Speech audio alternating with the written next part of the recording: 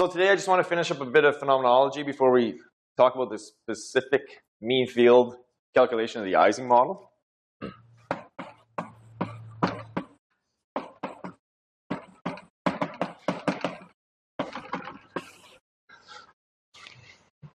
As I alluded to last time, most of what this class is about is phase transitions. And there's different ways of classifying phase transitions, but the way we want to do it in this class is simply first order or continuous.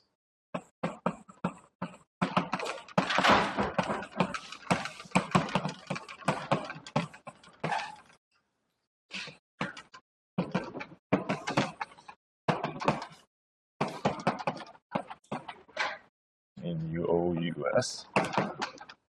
Okay, there's other classifications. Oh, okay, first order, this essentially tells you where the,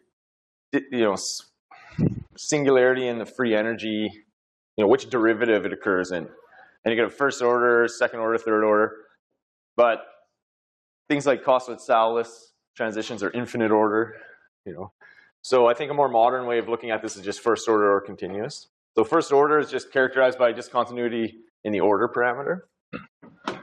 So if you're doing an experiment on the magnetization of a ferromagnet, some nickel compound, like I mentioned last time, then you'll see a discontinuity in the thermodynamic limit. So, in the real system of 10 to the 23 particles, say.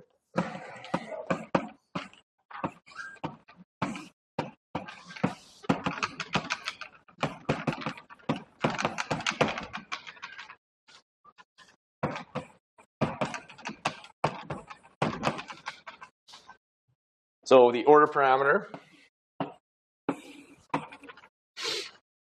So the thing that characterizes, the ordered pattern of the ground state, say for example, the magnetization is a function of temperature. At the phase transition, I'll call TC, but we should be a little bit careful with what C means. It usually means critical, and I'm reserving the word critical for second order transitions, but I'll just use it here to indicate the transition point. So a first order transition will have some sort of discontinuity in an order parameter. And for example, in say an energy, if you look at the energy as a function of temperature, well, it probably won't look like that. You could have some discontinuity, which would correspond to a release of latent heat. So that corresponds to the latent heat. You'll see big entropy gained or lost as you go through the transition. You'll see coexistence at first order transitions, because if you're sitting at or near the transition point, there's basically two, the probability distribution of say your energy has two peaks, right? That's one way of thinking about it. So like ice, ice to liquid water, it's a coexistence transition. You'll see hystereses. So if you, measure the energy in some sample and you cool it down, you'll see hystereses and things like energy or magnetization. You can see a hysteresis here and back up. Those are all signatures of first order transitions. Fundamentally, what's going on at a first order transition as we go on in this class and we derive the correlation length from the 2-point function, we'll see that the correlation length in a continuous transition diverges to infinity. Well, fundamentally in a first order transition, it does not.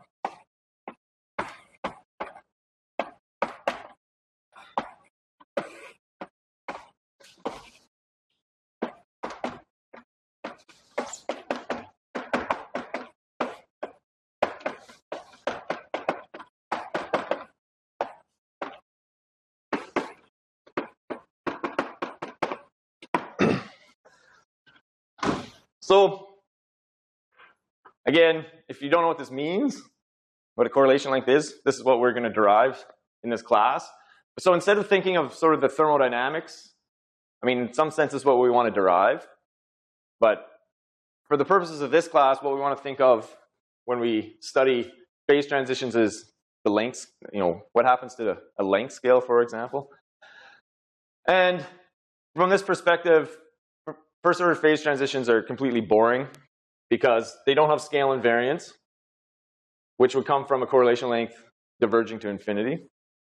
And essentially, we're not going to study first order transitions in this class. So I'm not going to say anything else about them besides the fact that on your homework 1, if you came in late, there's some homeworks over there. In question 2, you'll derive the Landau theory corresponding to a first order transition. Okay, it's one Landau theory that can give you a first order transition. So you'll get a chance to look at some of the features of first order transitions in the context of that theory. But basically, what we're interested in this class is continuous transitions.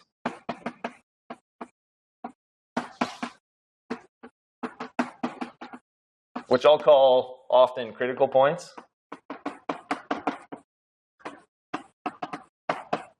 For example, that critical endpoint in the phase diagram in the liquid-gas transition.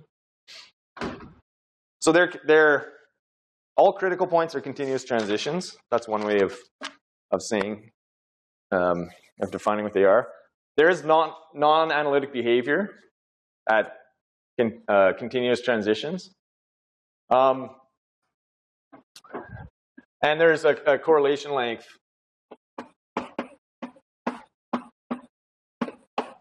which is fundamental for this class, a correlation length that diverges to infinity. So this is something that we'll explore more. And again, this is the source of scale invariance. And if you take a CFD class, in some sense, that's where conformal invariance comes from too. So as we move ahead, we'll look less at sort of bulk thermodynamic properties and more at this idea of length scales and the RG and so on. But for now, let's just keep moving ahead. So I talked about an order parameter having a discontinuity, an energy, something like that. At critical points, you can have singularities or non-analytic behavior in quantities. For example, a susceptibility for a magnetic system.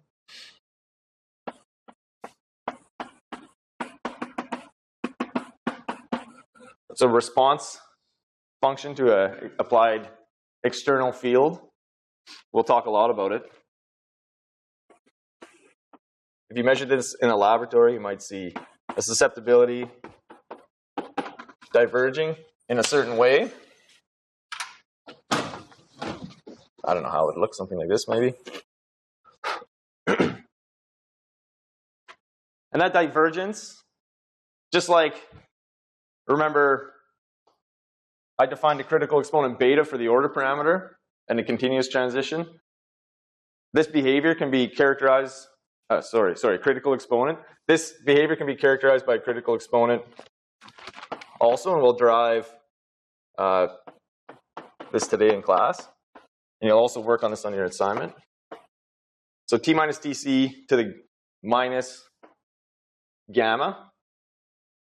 That's the symbol given to the critical exponent for the susceptibility. And there's two exponents in principle, and we'll talk about that more. One above and one below the transition. Okay. You'll also look at that on your assignment.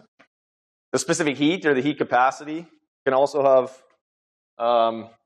some sort of non-analytical behavior. I'll call it the specific heat.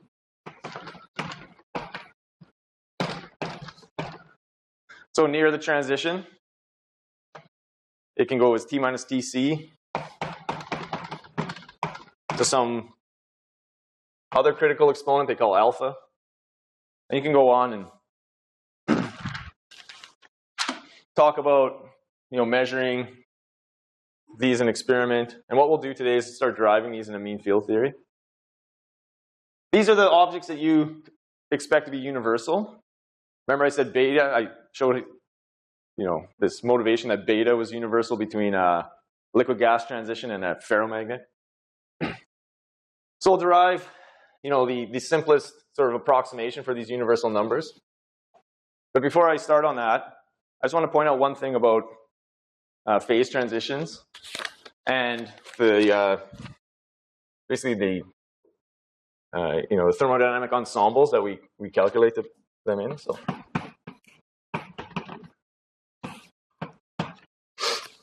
all these microscopic parameters, okay, so all these properties lead to this macroscopic behavior. And we're trying to make this connection between microscopic, say, spins or particle positions and this type of macroscopic behavior.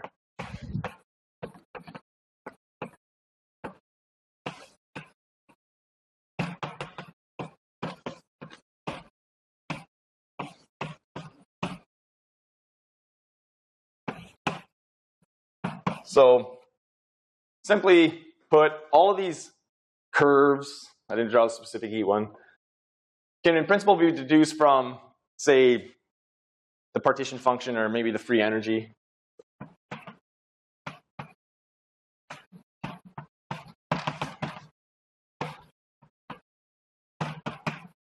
Various derivatives of the free energy, like the second derivative, might give you a specific heat or something like that. Gibbs says, that the thermodynamic definition, say, of the partition function will lead to these types of macroscopic properties that we're interested in. And when I write something like this, I'm writing a trace, if you remember from 704. And what that trace is, if I have a, you can imagine having a finite size system, it's a sum over all degrees of freedom, which is easy to visualize in some cases.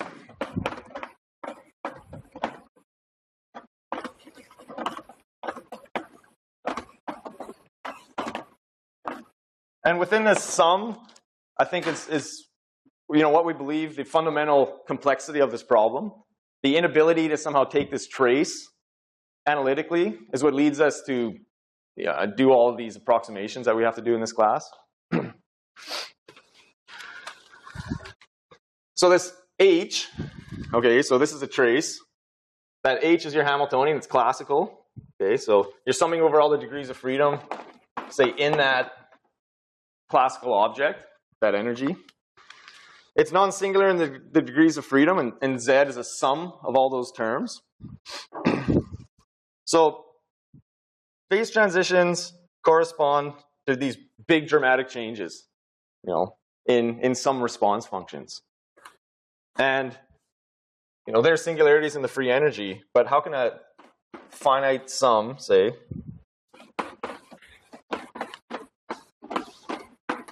in non-singular quantities, lead to singularities in Z, say?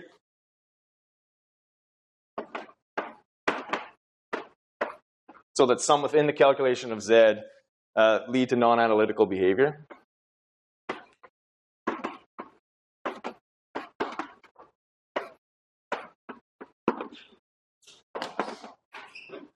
And I mean, the more you think about it, the weirder it is.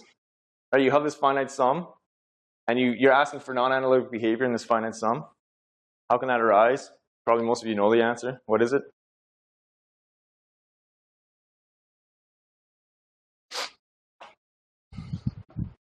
That non-analytical behavior, or non-analytic behavior, has to come somehow, in the thermodynamic limit, right?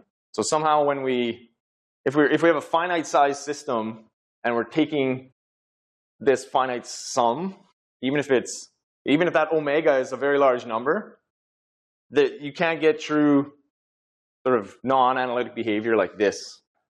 It is only defined in a thermodynamic limit.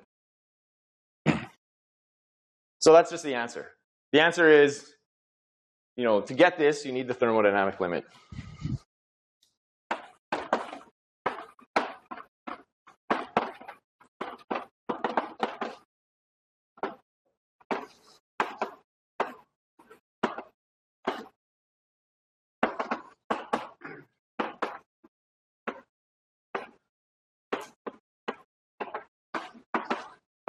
For those of you that study phase transitions or critical points numerically, all you're seeing is a finite size remnant of the true behavior.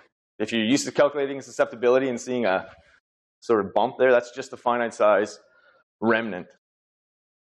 And you might wonder how you can ever study the thermodynamic limit on finite size systems. And is it even a well-defined question? Are you missing things when you have finite size, even finite size large systems? Are you missing things that might occur in the thermodynamic limit? And so the answer is, you essentially, what we'll do in this class is derive scaling forms, essentially from the renormalization group. So the fact that the correlation length diverges gives us finite size scaling functions that we can fit our data to try to give us some clue about what's happening in the thermodynamic limit. So these finite size remnants that we see of this non-analytic behavior still have enough information for us if we know how to treat them carefully. Okay, so generally what this what this class is about is finding this type of behavior in this sort of intractable problem. Okay, and dealing, building a framework, if you will, of approximations that tell us something about what's going on in the thermodynamic limit. Oops. So with that, the idea that there, are macroscopic properties that we're trying to approach, trying to understand. We can only look at, we only have a well-defined, basically a well-defined approach in the thermodynamic limit. Let's look at a specific model called the Ising model, which I've talked about already, that can give us some sort of clue into this behavior and has a nice approximation for this intractable sum. So models, we study a lot of models. Models should do two things. They should somehow be simple enough to solve. I can say that about all models. What's the point of studying a model if you can't solve it, either analytically or numerically? And they should also contain the physics of interest. So the Ising model is simple in some way, and it contains, very rich physics.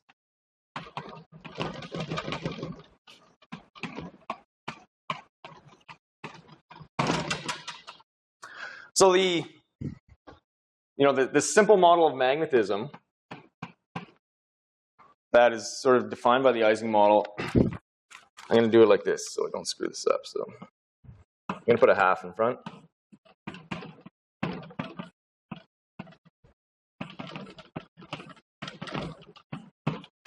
From a purely condensed matter perspective, you can argue that no magnetic material is simple enough to have a Hamiltonian that can be written like that with only one interaction term.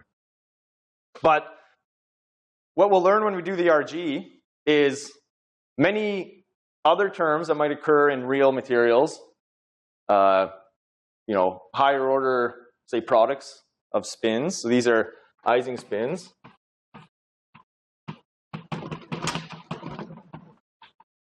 Say they can be plus or minus 1 or up and down.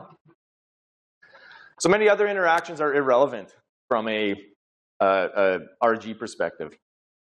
So we're imagining this is a simple approximation to some interaction that might be going on in, say, a nickel compound. And these I and J points, I'll assume, sit on a hypercubic lattice in d dimensions.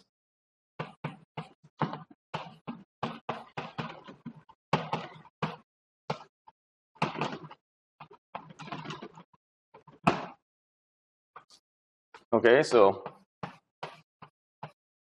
that's a two-dimensional hypercubic lattice. And the interaction between these different spins, I've just left in a very general form. It's inside the sum, Jij, so that means that any I, in principle, is interacting with any J, everywhere on this lattice. So in a quantum system, I think what I wrote last class was probably SZ. Ising spins are just the diagonal components in the SZ basis. And they can also represent occupation of particles on the lattice. So, an Ising spin up could just be a particle there, a classical particle there.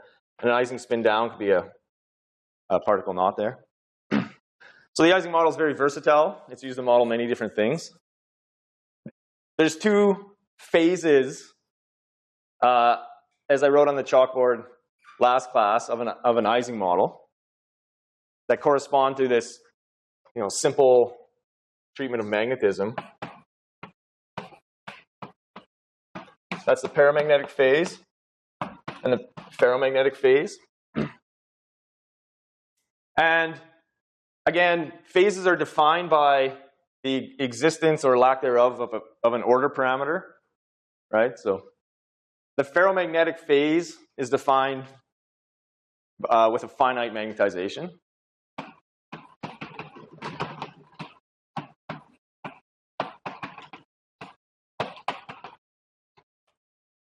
And what that is, M, is a thermodynamic average of all the spins. I'll write it like this, I guess.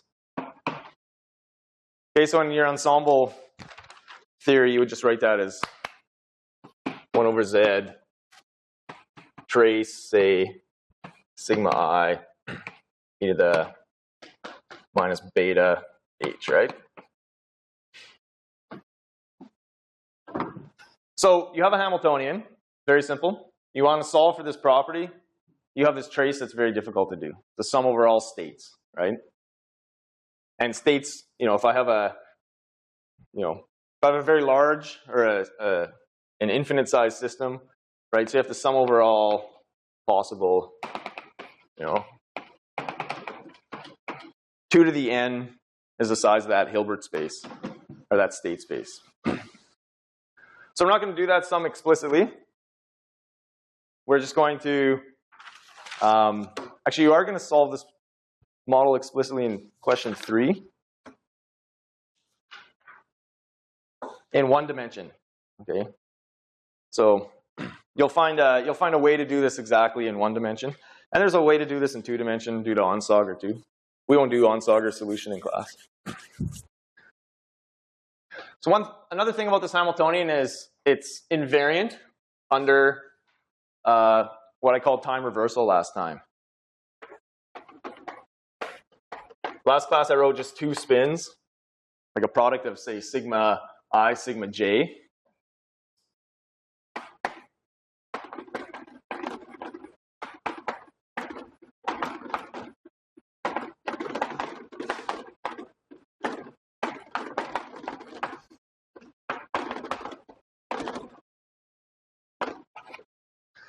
Time reversal is a realization of the Z2 discrete group, remember?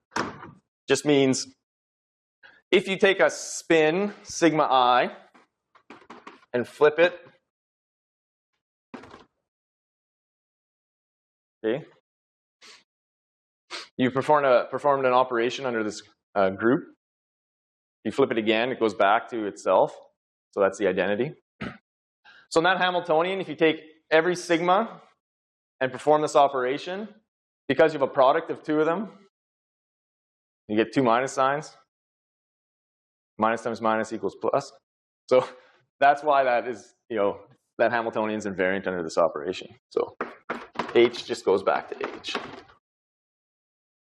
That's the symmetry of the Hamiltonian. That's the symmetry of the paramagnetic state, which occurs at high temperatures.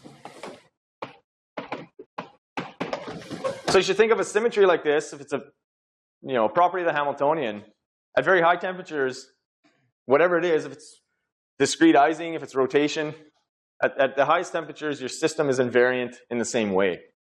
It's invariant under that operation. And what happens in the ferromagnetic state, which is the low temperature state, is you break that symmetry. And that corresponds with your order parameter turning on. So that's the process of symmetry breaking is what distinguishes basically the paramagnet from the ferromagnet.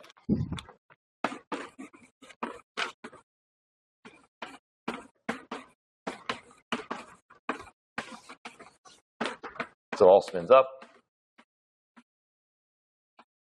or all spins down.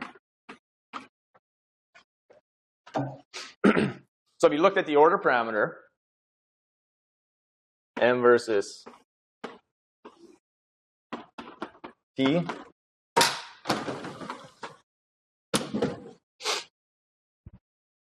okay, well, you have two possibilities. One is that your magnetization is, say, positive, all spins up, and one is negative. So you can call, say, M naught minus M naught. So whether or not the all up state or the all down state occurs at low temperatures, and you can convince yourself that, that is the lowest energy state. Depends on, it's equally probable that if you cool a ferromagnet down, it'll order in one of the two magnetization states. So that process is called spontaneous symmetry breaking.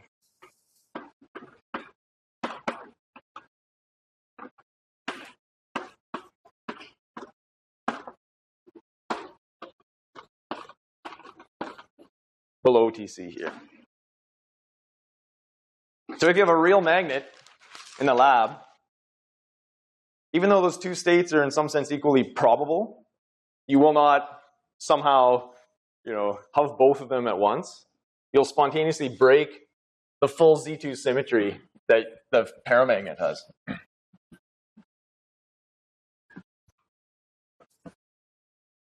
And it's spontaneous because there's no term in the Hamiltonian that dictates that symmetry, that lower symmetry, should be realized, right? You're breaking that full invariance under time reversal.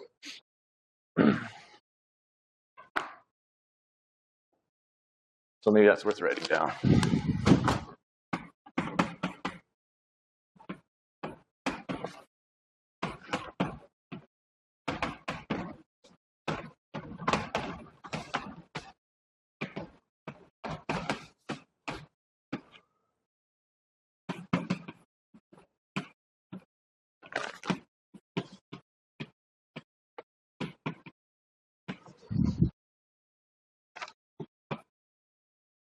So the equilibrium thermodynamic state, I will say, the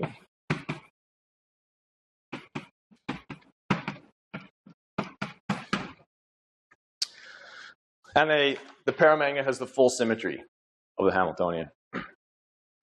Okay, so let's explore this idea of spontaneous symmetry breaking a little more by adding a magnetic field. So an external field, your model of magnetism. So it's the same Hamiltonian. I'm just going to add a B field to it.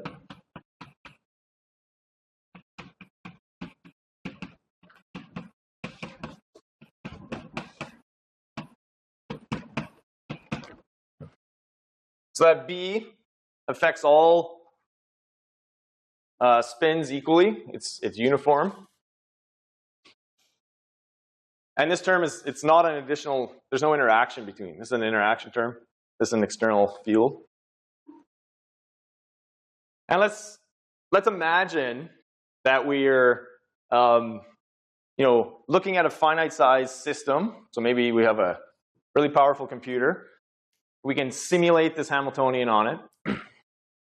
And we're going to take that simulation and increase the number of spins to infinity via some process. And we want to explore whether or not, say, we have spontaneous symmetry breaking in the ground state. Okay, so for very large number of spins,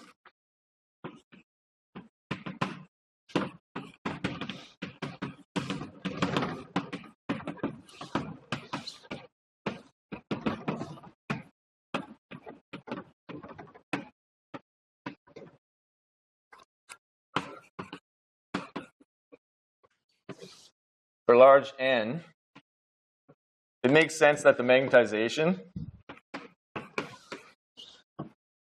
is just,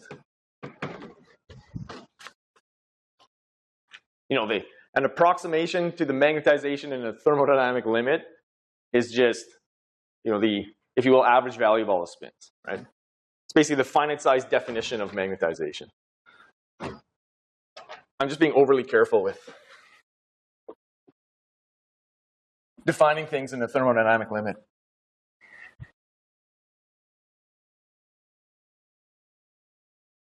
So imagine that I'm approaching the ground state in the presence of that magnetic field. Well, that thing obviously, or maybe not obviously, well, maybe if you look at it, it's obvious, it breaks time reversal symmetry. Because in order to be invariant under time reversal, your Hamiltonian can only have a product of spins. So once you put a magnetic field on, you explicitly break time reversal symmetry.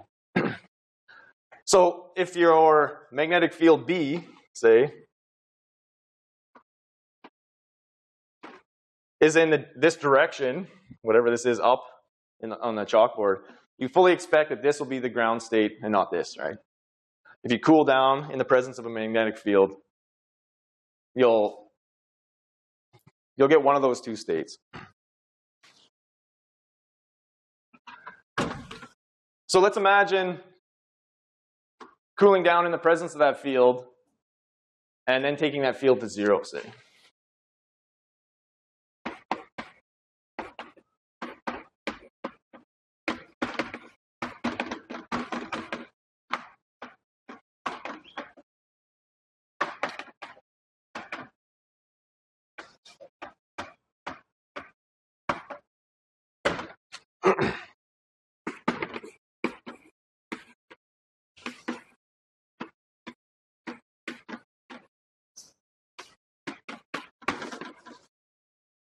I'll just say magnetization greater than 0 for T less than Tc. And if it's less than 0, M less than 0.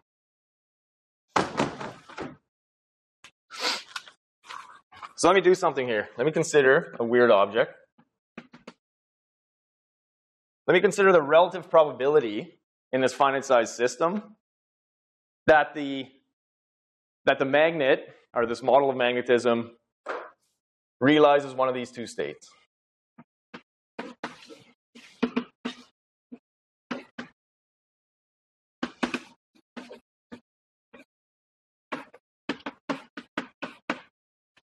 Okay, so I'm defining a relative probability. I'll call it P.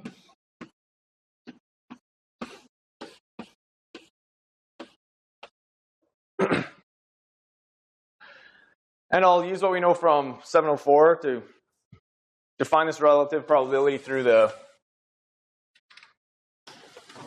say, Boltzmann distribution. Okay, so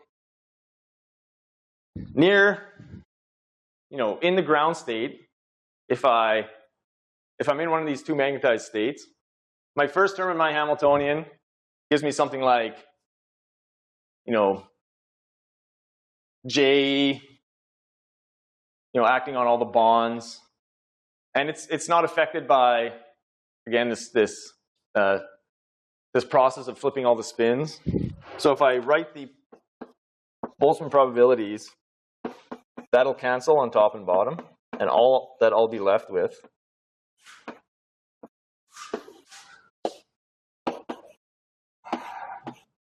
see plus and minus B and M.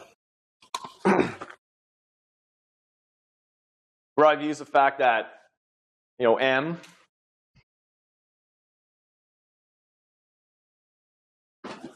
is defined there. So this relative probability just gives me something like e to the minus 2b n m, and I'll just write my beta as a temperature.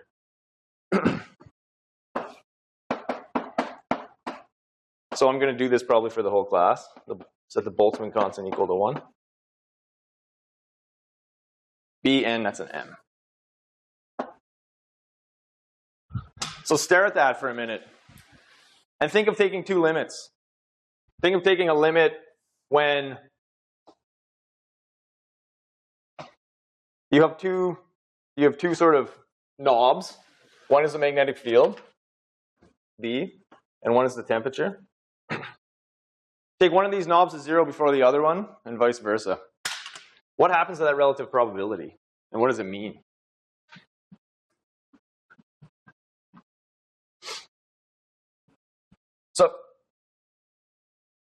So I have 3 knobs. I don't want to explore that one. Let me assume we're at T, at low T. 3 is too many. So I have the number of sites in my system. Remember, on a large finite system, I'm taking this to infinity, and I'm taking my field to 0. So I restore full time reversal in the Hamiltonian. And let's just assume I'm at low temperature. So let me look at these two limits.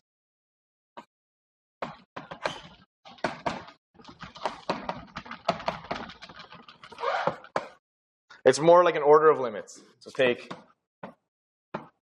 B goes to 0 from above, say. So I've magnetized myself down here somewhere. And now I'm taking that field to 0. And let's keep n fixed. What happens to that relative probability? B goes to 0, so it's just e to the 0. So then my PM less than 0 goes to 1. So somehow what this is saying is that the probability of finding the state that I don't expect is going to unity. If you flip this thing around and do the opposite calculation, you find like the opposite thing. And basically, the only solution to this sort of paradox is that the magnetization's also going to 0.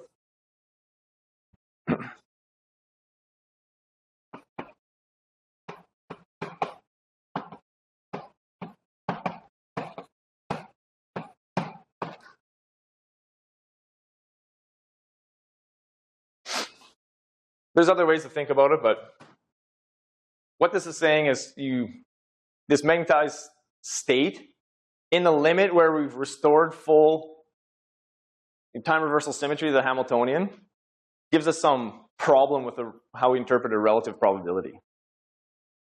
So the magnetization must go to 0. Let me stay at low temperature and take n to infinity first. And keep B fixed, and say then, afterwards, to restore time reversal symmetry, take B to 0 plus. So then the relative probability M, PM, n goes to infinity, e minus infinity, this goes to 0. Which is what you would expect. Right? And the solution to this is that you remain in the magnetized state, right? Which will give you, say, probability 1, and the probability of going to 0, or going to the opposite state in the presence of that field is 0, like it should be. So the system will remain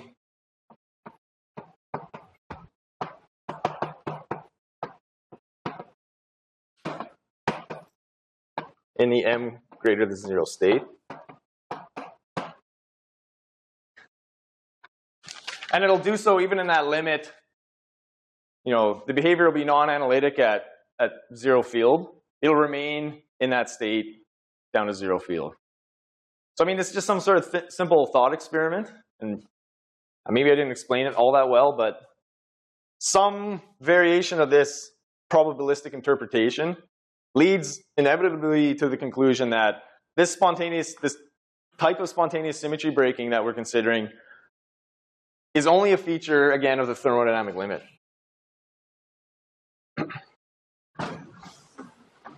So we need this order of limits matters, is another way of saying it.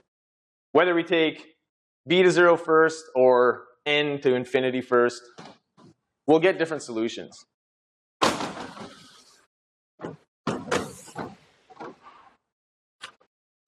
And that's the moral of this story.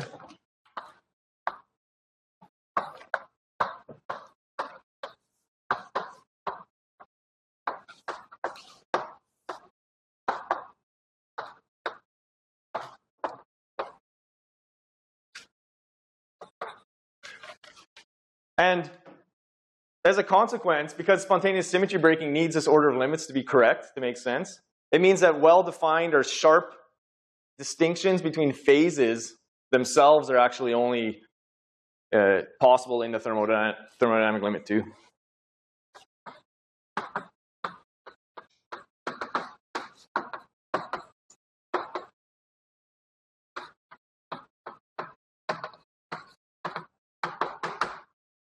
So that's twice we've seen this in this class, this idea that we need to worry about taking the thermodynamic limit properly to see the behavior that we expect. So let's be careful when we do that. Okay, so I spoke very generally. I didn't actually tell you what Jij was in this Ising model. Let's do a mean field theory calculation. Who's seen mean field theory before? Okay, almost all of you. I'll go through it pretty quick. Okay, but I think it's also a really important concept, so let's make sure we sort of do it thoroughly.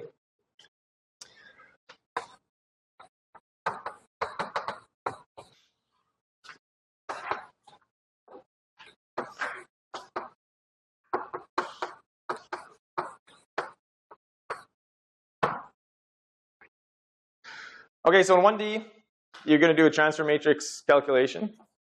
In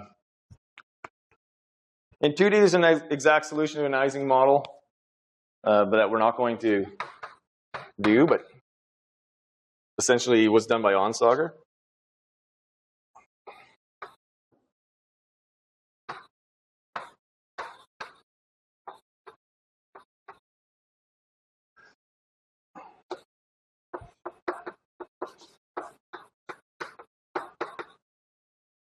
Those give you exact solutions.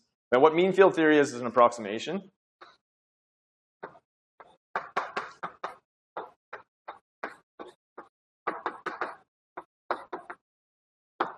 And you might ask, why are we doing a mean field theory if we have the exact solution? It's because mean field theories are the sort of first order of business for any of these sort of stat mech or condensed matter models that we would look at. Even if, especially in the case when we don't have exact solutions, which is most of the time. Okay, so the exact solution is nice because you can check how accurate your mean field theory is. But the framework of mean field theory is more important than this specific example of mean field theory. So just keep that in mind. So we want to develop a sort of universal mean field theoretical framework. So let's start with asking what we want to calculate.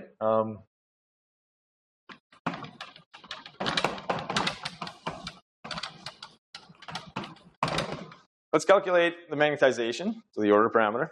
I think I wrote it like this.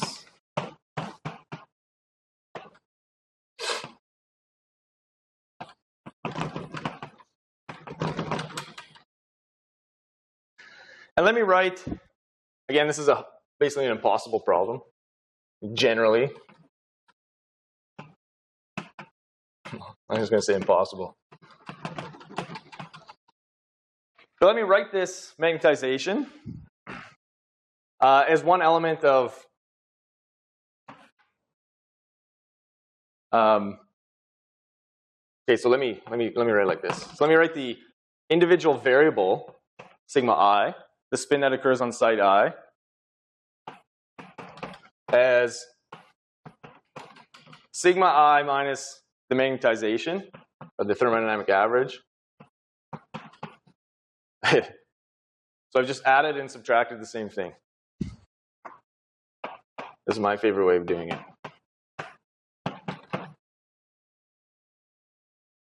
Okay, let me substitute this directly into the Hamiltonian and note that the important term in the Hamiltonian is sigma I, sigma j. This interaction term is actually what's difficult to solve.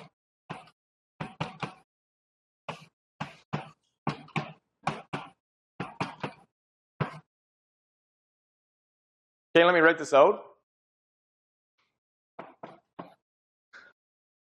by pulling out sigma I, sigma j, each minus m. That's this term multiplied by this term. Okay, so then I have basically two of these.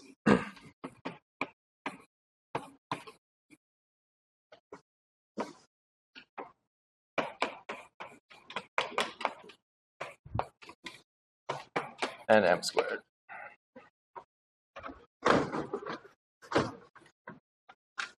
Okay. One more step. Let me group together terms. Okay, what do I have here? Right, so I have minus 2m squared from these two terms. So let me write those out. So that's, oops.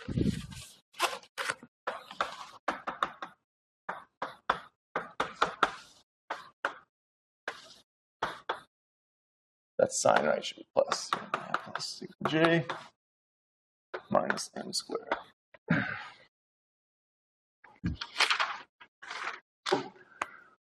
Okay, so this is exact. All I've done is messed around with adding and subtracting, the average magnetization, if you will. So the critical assumption that goes into mean field theory, which is true for every mean field theory, not just the Ising model, is that fluctuations around that mean value are small, or they can be neglected. Okay, so you should think of those sigma i's as being dynamical variables somehow. They have fluctuations. They're maybe existing in a real material at some temperature. But if they don't fluctuate much from the average state, so fluctuations are small, which we haven't justified, but then we can throw away certain terms. So that's a critical assumption that goes into mean field theory.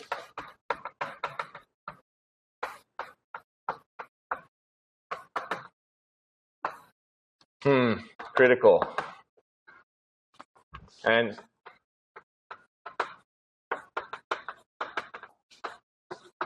this requires some thought. Let's just leave it unjustified.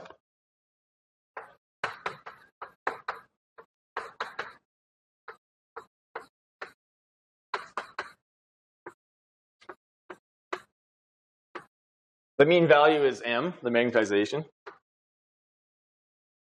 by definition.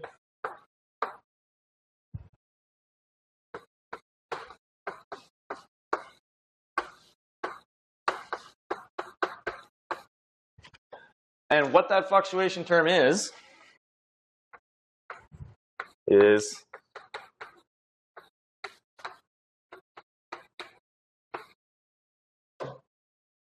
or the largest fluctuation term is this product of differences between the variable and the average magnetization. So let's take this to 0. That's it. That's what defines mean field theory, is taking this term to 0. So however you want to say it, there's many different ways to say it. That's what it is. So with that approximation, the problem becomes infinitely more simple. Let me write out the Hamiltonian now in full.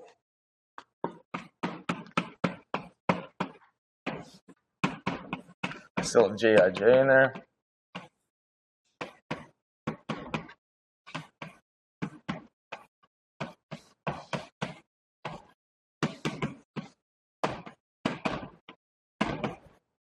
Let me just keep b equal to 0 for now.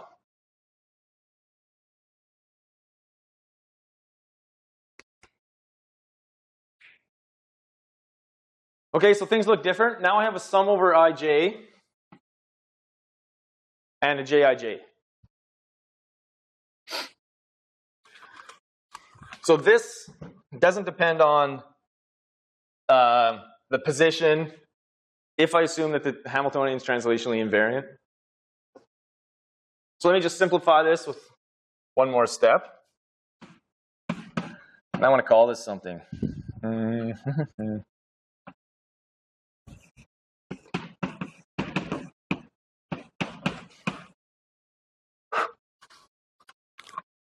me pull out one sum over j and call that sum over jij just equal to ji. I guess I could call it ji, which I'm just going to call it j.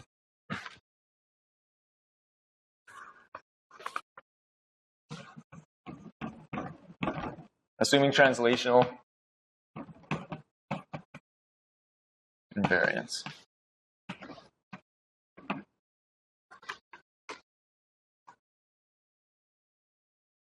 You also have to assume that j is probably k local or something like that, or finite.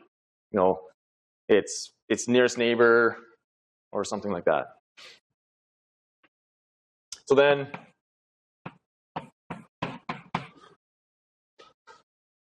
my Hamiltonian starts looking a lot simpler.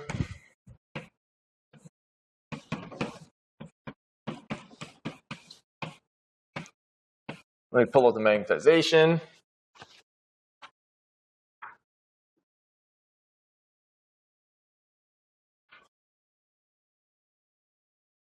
Here's still a finite size system. Cool. And this is simple enough that we can calculate the free energy from it. And you have to keep in mind, you know, have you thrown out the baby with the bathwater when you make this assumption here? Okay, so we'll explore this a lot more. But for now, let's just calculate the free energy. MJ, yep, that's right. So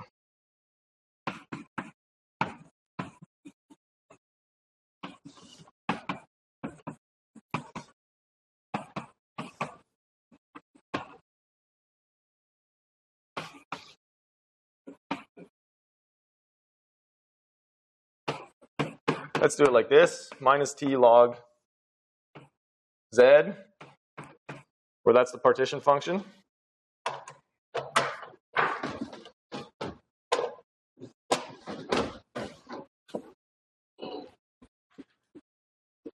And the partition function's a trace over all the states.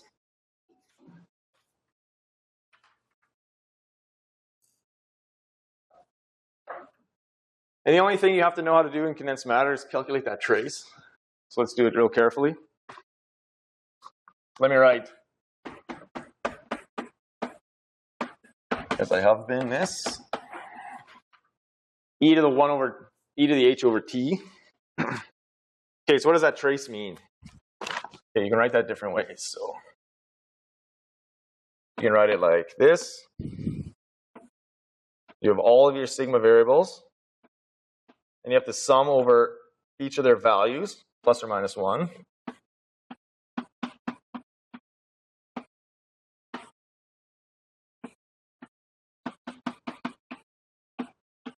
All the way up to sigma n.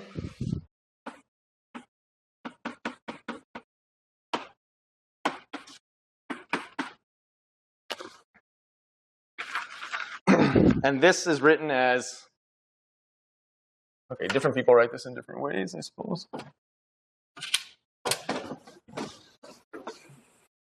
This trace, you could also write as the sum over the set, I guess, is what this notation means.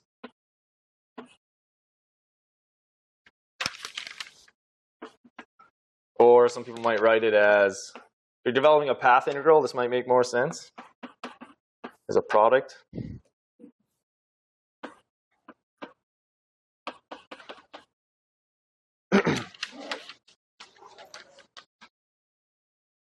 Okay, so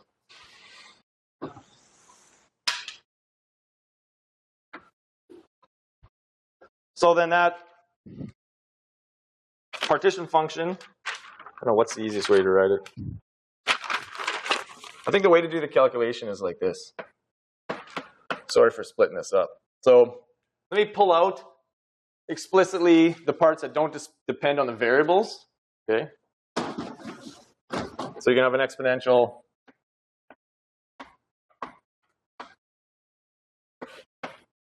something like that out front. I don't know why I'm doing this, but everything's multiplied here. Sigma 1 equals plus or minus 1 e to the mj over t sigma 1 multiplied by I'm writing too big. E to the mj over t sigma 2 all the way to sigma n plus or minus 1 e to the mj over t sigma n.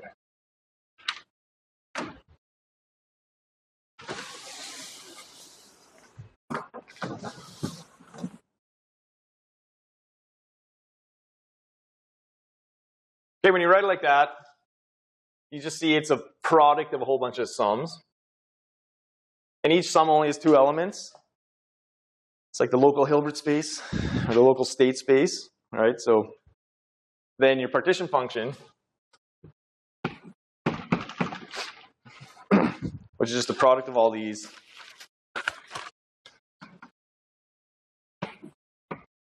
e minus nj m squared over 2t.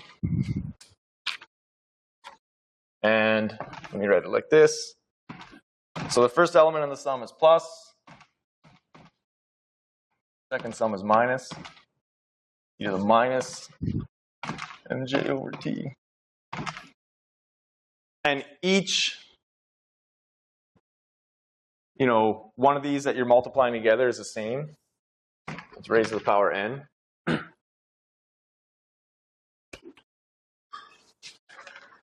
So that's your partition function. This is a hyperbolic cosine.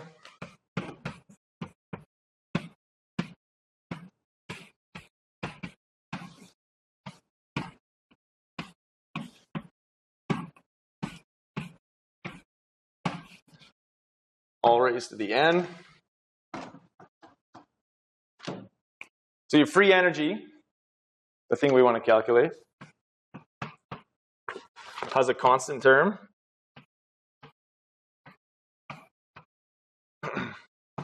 Minus something that depends on temperature, log, this thing, 2 cos h j over t.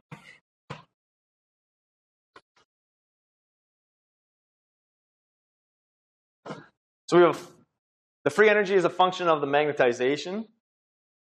Okay. By the principle of least action or whatever it's called. If you minimize the free energy, that tells you what the value of the magnetization is. So we can calculate m from this equation.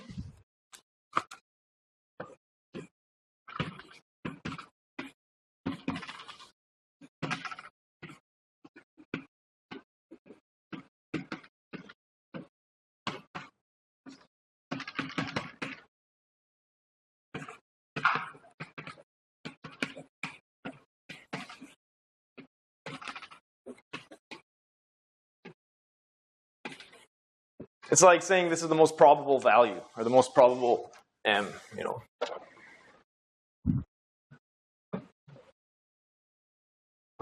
So the minimization of the free energy is essentially the basis for what we're developing, which I'll call Landau theory, which is essentially just the non-interacting field theory. So we set the derivative, partial derivative, say, of f with respect to the magnetization. This gives us our mean field equation.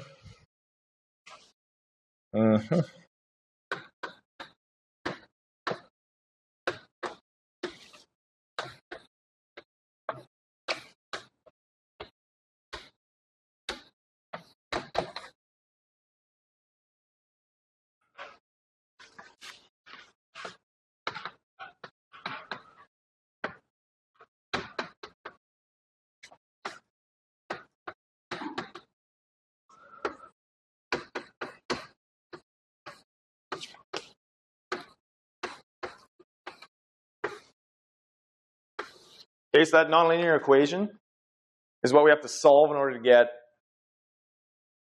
the value of the magnetization for any temperature T. Make sense? So unfortunately, it sucks to solve, even though it's exact. One intuition you'll see for solving this is just plot the left-hand side and the right-hand side separately.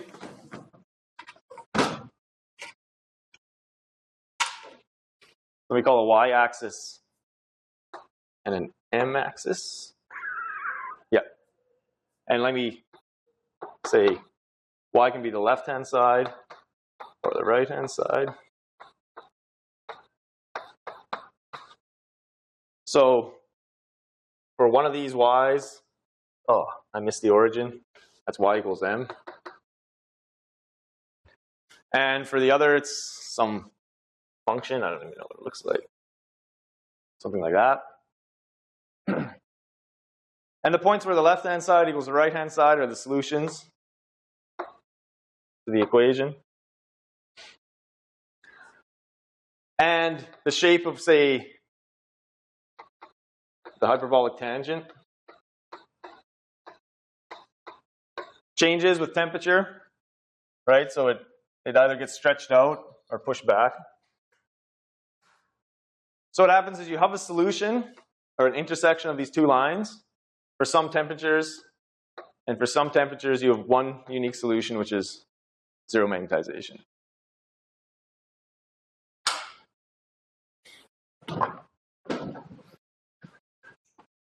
And for low temperatures,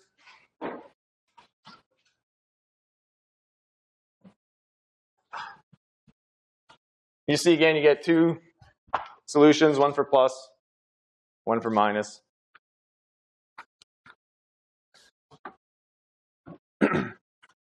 If we're near, the transition point, which is where these two curves, where you lose those two solutions, then the magnetization should be small, right? The magnetization is moving down that curve. So for small magnetization, we can expand out the hyperbolic tangent.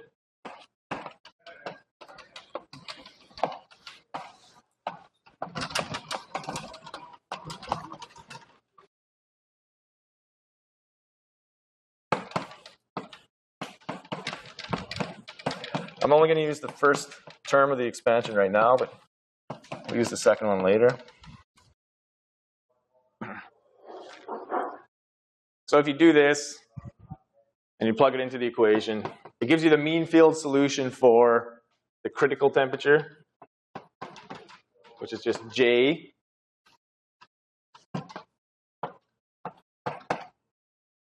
in mean field theory.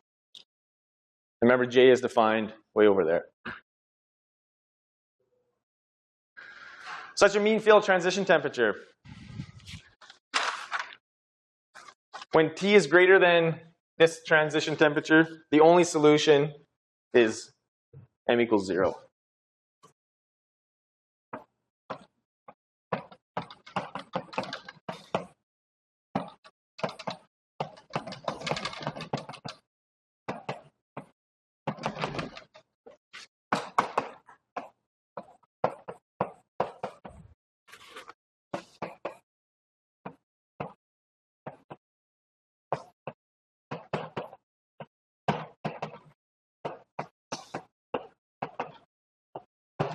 So all those two non-trivial solutions, whatever you want to call them, plus or minus m naught, one is chosen by spontaneous symmetry breaking, right? In the thermodynamic limit.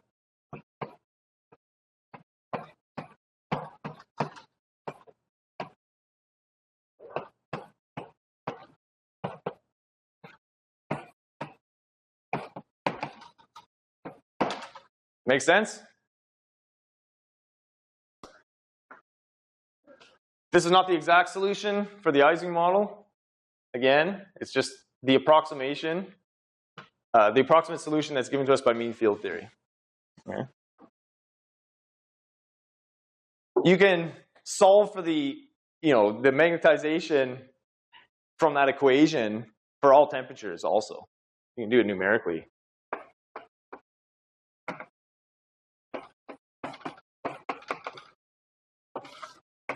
And as I've drawn several times, it'll look like this.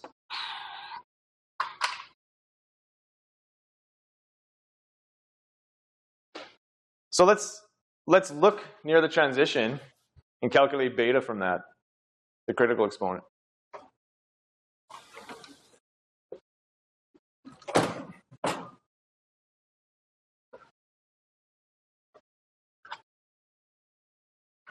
So to calculate the critical exponent, let me go back to the free energy. And I'll define a free energy. Get out of my class. Free energy density is, the free energy expression I have divided by n. Okay, and we'll do a Taylor expansion of that. And let's focus near the transition so we can do that Taylor expansion.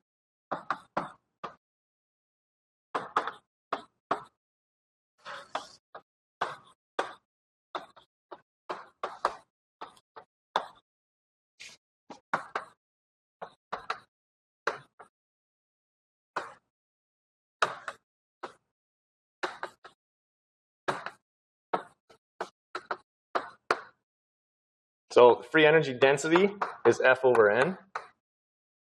I'll probably forget that I call this a density and just call it a Landau free energy. So if you look at your assignment, I'm saying free energy. I typically mean free energy density.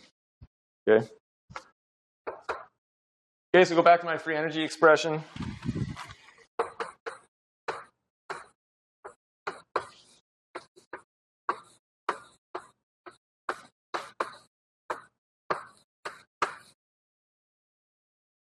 And what I need to Taylor expand for small magnetizations, again, because I'm near the critical point. So I'm near the point where this solution's rolling down here. Is this log to cosh, which I obviously know off the top of my head.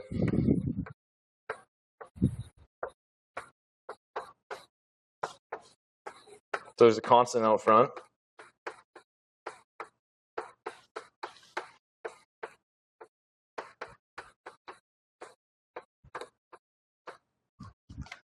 Whatever. Okay, so the important thing is the powers of x, obviously. So up to a constant, the free energy density.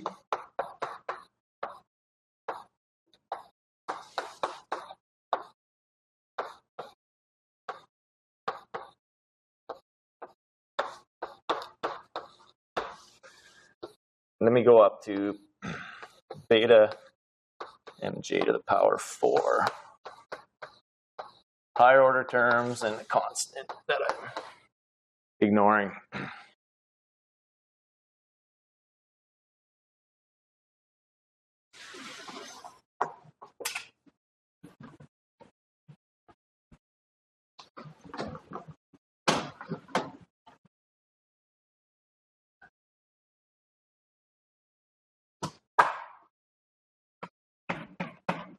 Okay, so just to write this in a different way.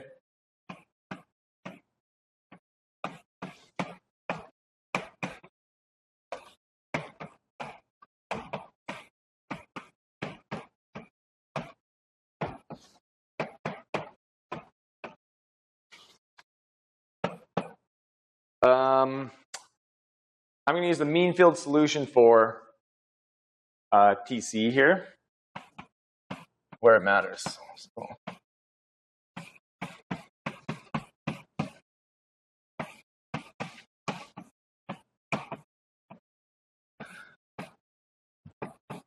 doesn't really matter there that much. M4th.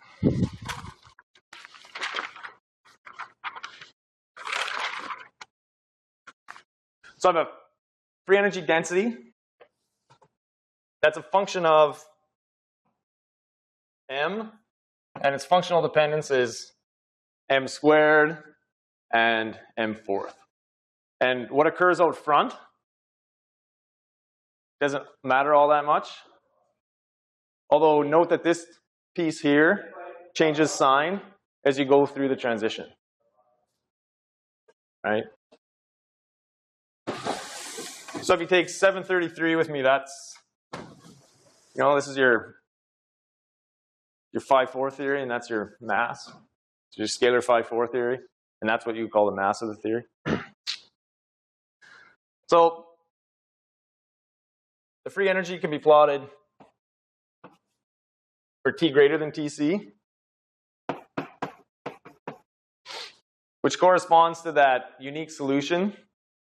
And you see that if you plot f. There's one minimum at m equals 0.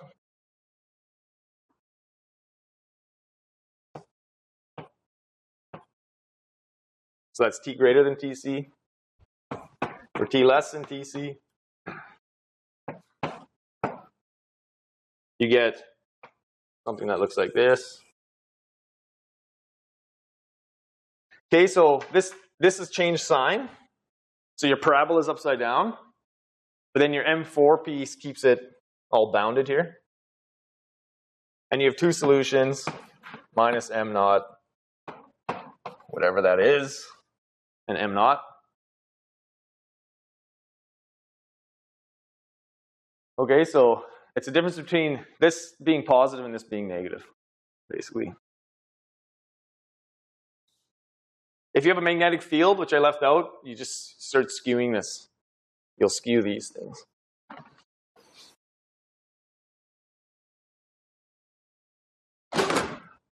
That's the most important intuition you essentially need in any of your classes on field theory. Is it's the change in sign of that m squared term that puts you through the transition. Make sense?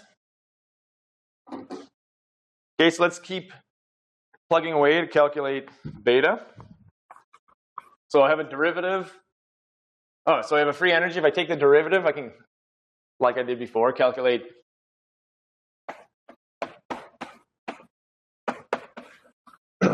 my mean field value for m from this equation. So it'll give me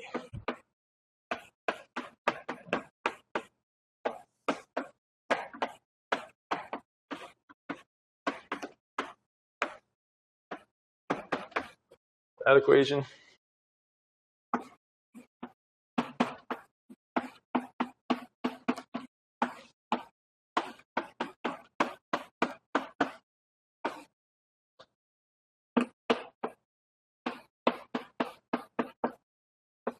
Let me pull out a power. Is this going to work? Yeah.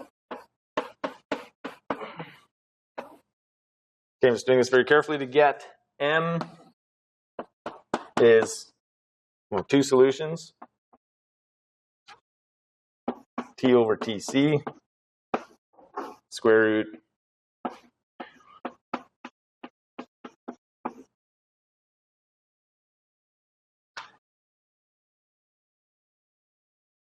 okay, so very near the transition temperature, T equals Tc.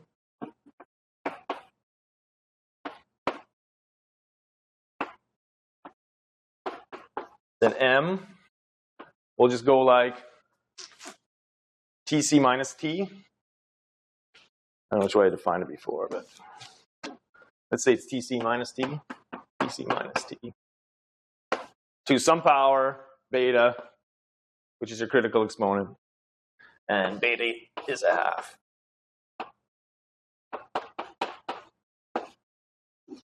So again, that's the critical exponent only for this approximation, this mean field theory approximation.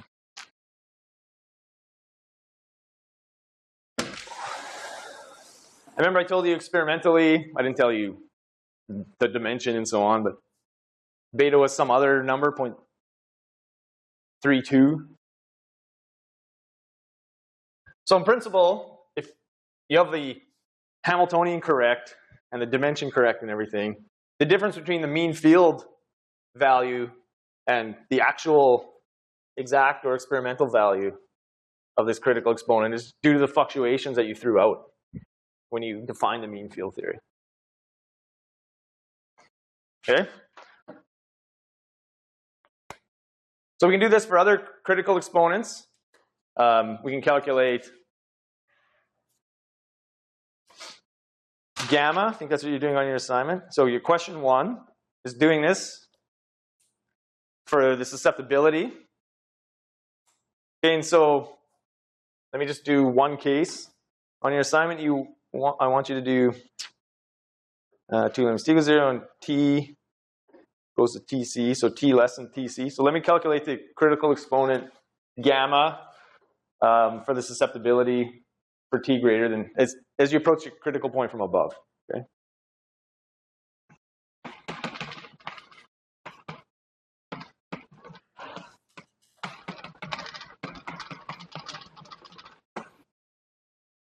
Okay, so the susceptibility is defined as the derivative of the magnetization with respect to a field. Okay, so let's put our field back in. So the mean field Hamiltonian.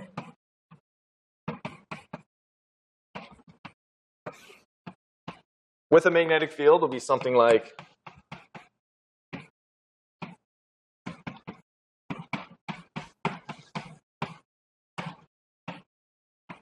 minus B sum over I sigma I.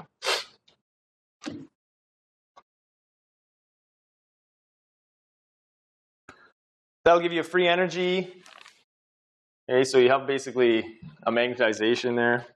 So that'll give you a free energy. That looks like, and you should confirm this.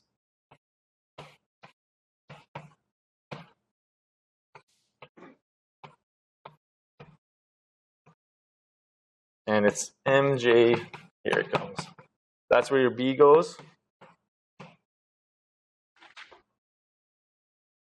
Okay, and then this mean field equation for the magnetization in the presence of a field.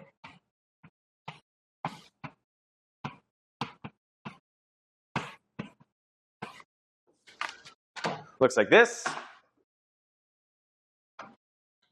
So now we can take a derivative with respect to that field, and then essentially set the field to 0 to get the susceptibility, right?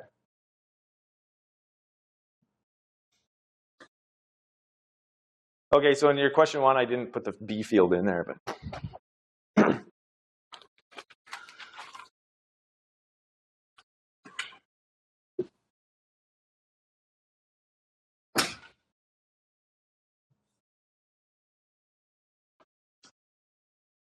so susceptibility is a linear response function via that definition.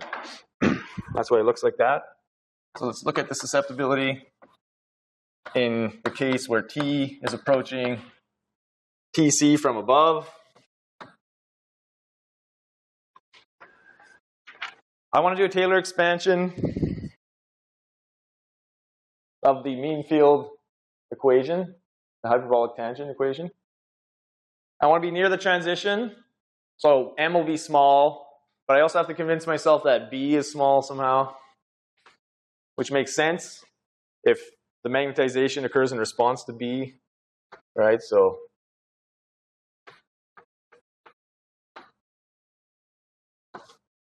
M and B are small enough to do the Taylor expansion. It's very simple. We skip all the steps.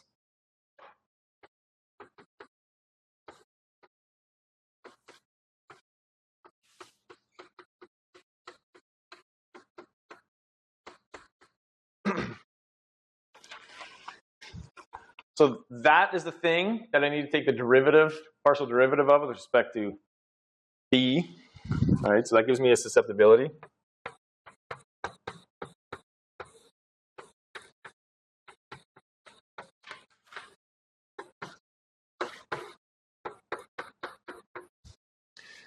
Which I'll write like this. Okay, absolute value T minus DC.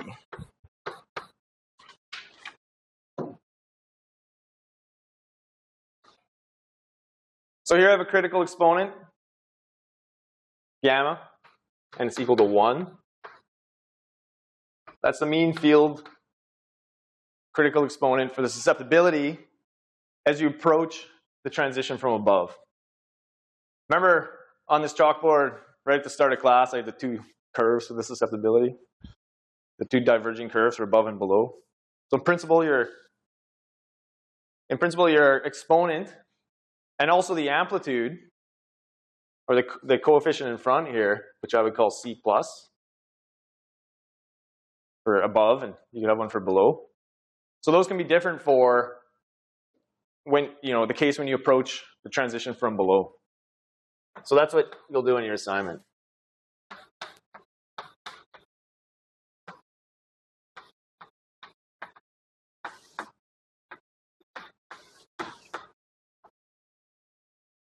Okay, so you'll repeat this calculation for a finite M. Okay, so that's a little tricky, a little more tricky, because you can't assume as you come from below that your magnetization is 0. And then you'll check the exponent and calculate the ratio C plus over C minus. Yep. I want to calculate at least alpha. So I'll do that next time because it's going to take more than 6 minutes. So I'm going to finish up, I'll calculate alpha and I'll calculate delta, the isotherm, the critical isotherm exponent in mean field. And I mean, there's simple numbers like this, 1/2, 1, 0. But what we're doing in this class is basically correcting these numbers. And in order to do that, we have to develop, the next level, or the next step of approximation after mean field theory. We got to put back in fluctuations, the things we threw away. And we essentially have to develop the full kind of power of the renormalization group.